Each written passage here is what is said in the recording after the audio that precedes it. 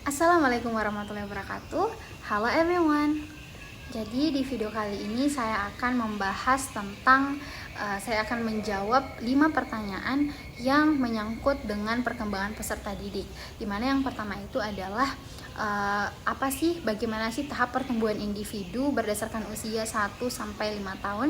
Yang kedua ada apa sih tugas perkembangan individu dalam usia 1 sampai 5 tahun tadi. Yang ketiga ada saya akan menjelaskan 2 teori perkembangan itu secara singkat menurut para ahli. Yang keempat itu saya juga akan menjelaskan materi multiple intelligence. Nah, dan yang terakhir akan ada studi kasus yang diberikan dan saya akan menjawab bagaimana sih cara how to solve the cases. Untuk yang pertama mengenai bagaimana sih tahap pertumbuhan dari anak-anak usia 1 sampai dengan 5 tahun. Jadi pada usia ini ada 4 perkembangan, ada 4 pertumbuhan yang terjadi pada anak seusia ini. Yang pertama itu ada pertumbuhan fisik, di mana ini itu mencakup bagaimana fisiknya itu berkembang, bagaimana misalkan berat badannya bertambah. Jadi pada usia ini itu pertumbuhan fisiknya itu sangat pesat. Yang kedua itu ada perkembangan motorik, di mana ada 2 jenis perkembangan motorik yang terjadi pada anak ini. Yang pertama ada motorik halus dan yang kedua ada motorik kasar. Nah, motorik halus ini itu berhubungan dengan bagaimana anak-anak itu bisa menulis, bisa mengangkat sendok, ataupun bagaimana bisa menyusun barang yang berantak. Ada perkembangan bahasa dan kognitif, di mana pada anak-anak usia ini itu mereka akan belajar untuk mengucapkan kata-kata sederhana, kata-kata yang sering didengar oleh telinganya, dan kemudian mereka belajar untuk mengucapkan.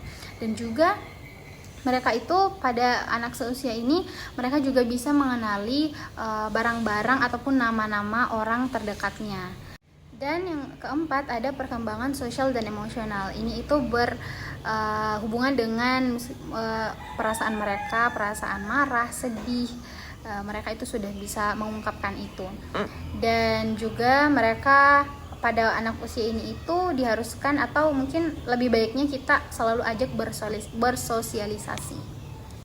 Untuk pertanyaan yang kedua, bagaimana sih tugas perkembangan individu pada tahap usia ini 1 sampai dengan 5 tahun? Yang pertama itu mereka belajar mengendalikan tubuh. Misalkan tadi anak-anak mulai bisa berjalan, berlari, ataupun melompat. Dan juga mengembangkan koordinasi motorik kasar dan halusnya mereka. Nah, yang ketiga itu mereka belajar untuk untuk menggunakan otot-otot yang mereka punya itu agar berfungsi dan bertugas dengan baik. Misalkan tangan untuk makan, kaki untuk berlari, kaki untuk berdiri, dan seterusnya. Nah, yang kedua ada belajar bicara dan berbahasa, di mana seperti yang saya katakan tadi bahwa pada anak-anak usia ini itu mereka akan belajar untuk mengucapkan kata-kata, menyusun kalimat, terus mengungkapkan perintah, mengungkapkan keinginan, dan juga kosakata mereka akan bertambah pesat.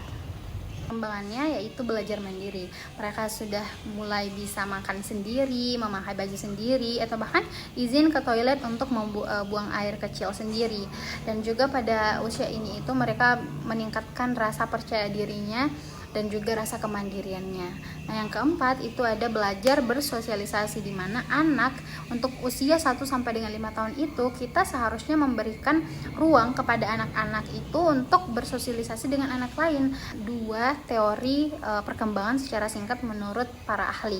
Yang pertama ada teori Jean Piaget, yang kedua ada teori Erik Erikson. Yang pertama tadi teori perkembangan kognitif, di mana ini dikemukakan oleh dari Jean Piaget yang menjelaskan bahwa cara bagaimana anak berpikir dan juga belajar. Nah, pada usia 1 sampai 5 tahun tadi ada 2 tahap. Yang pertama itu tahap sensori motor yang umumnya itu terjadi pada anak seusia 0 sampai 2 tahun, dan yang kedua ada pra-operational yang umumnya terjadi pada anak 2 sampai 7 tahun. Nah, untuk sensori motor tadi itu anak mulai belajar melalui panca indera dan juga gerakan. Yang kedua, pra-operational ini maksudnya anak sudah mulai menggunakan bahasa, imajinasi, tapi belum bisa berpikir logis. Teori yang kedua yaitu teori psikososial yang dikemukakan oleh Erik Erikson, di mana teori ini tuh menjelaskan tentang bagaimana perkembangan kepribadian dan hubungan sosial. Pertanyaan yang keempat adalah apa sih itu multiple intelligence? Jadi saya akan menjelaskan secara singkat juga mengenai multiple intelligence. Nah, multiple intelligence atau kecerdasan majemuk itu adalah teori yang dikemukakan oleh Howard Gardner, di mana ia mengemukakan bahwa kecerdasan itu tidak hanya satu atau IQ, tapi itu terdiri dari beberapa jenis kecerdasan yang setiap orang itu pasti memiliki kecerdasan yang berbeda-beda tergantung tingkatannya. Jadi menurut Gardner ada 8 jenis kecerdasan. Yang pertama itu adalah kecerdasan linguistik verbal, di mana mereka yang memiliki kecerdasan linguistik verbal itu adalah mereka yang pandai berbicara, menulis, ataupun membaca. Jadi para pembicara ataupun penulis, jurnalis itu menandakan bahwa mereka itu memiliki kecerdasan linguistik verbal yang cukup baik. Yang kedua ada kecerdasan logika matematika. Nah, di mana mereka dari namanya saja itu sudah ketahuan bahwa pasti ini adalah orang-orang yang pandai berhitung, menganalisis, dan juga berpikir logis. Kecerdasan visual spasial, di mana ini mereka adalah orang-orang yang mampu mengenali bentuk dan arah ataupun berimajinasi yang baik, misalkan penulis, desainer, dan juga arsitek. Kecerdasan selanjutnya adalah kecerdasan kinestik tubuh, di mana ini tuh berhubungan dengan gerakan tubuh ataupun koordinasi otot. Ini contohnya seperti penari, aktor, dan juga atlet. Dan yang selanjutnya adalah kecerdasan musikal, di mana kecerdasan musikal ini berhubungan dengan lagu, di mana mereka adalah orang-orang yang mampu peka terhadap nada, ritme, ataupun suara. Contohnya itu musisi, penyanyi, ataupun komposer. Selanjutnya ada kecerdasan interpersonal, di mana ini adalah orang-orang yang mampu, yang bisa berinteraksi dan memahami orang lain dengan baik. Contohnya itu seperti guru, psikolog, dan pemimpin. Selanjutnya ada kecerdasan intrapersonal, di mana dia itu lebih memilih untuk berinteraksi atau memahami dirinya sendiri. Misalkan mereka mandiri dan juga reflektif. Ini itu biasanya terjadi pada misalkan filsuf, ada penulis juga, dan juga ada konselor. Dan yang terakhir itu ada kecerdasan naturalis, di mana ini berhubungan dengan alam dan juga lingkungan. Contohnya itu petani dan juga pecinta alam. Jadi sebuah studi kasus. Studi kasusnya ini seperti ini. Di sebuah kelas, guru menemukan bahwa siswa bernama Andi sangat pandai berhitung dan logis, bercerita dan menulis puisi, tetapi nilainya rendah di matematika.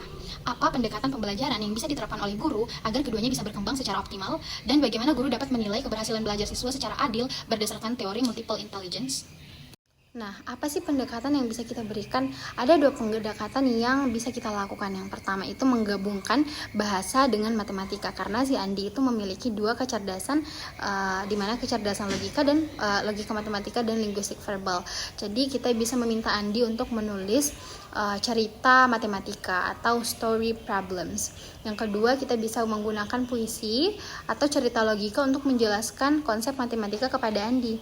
Yang ketiga, kita bisa mengajak Andi untuk menyelesaikan soal matematika itu dengan diskusi lisan, bukan hanya angka.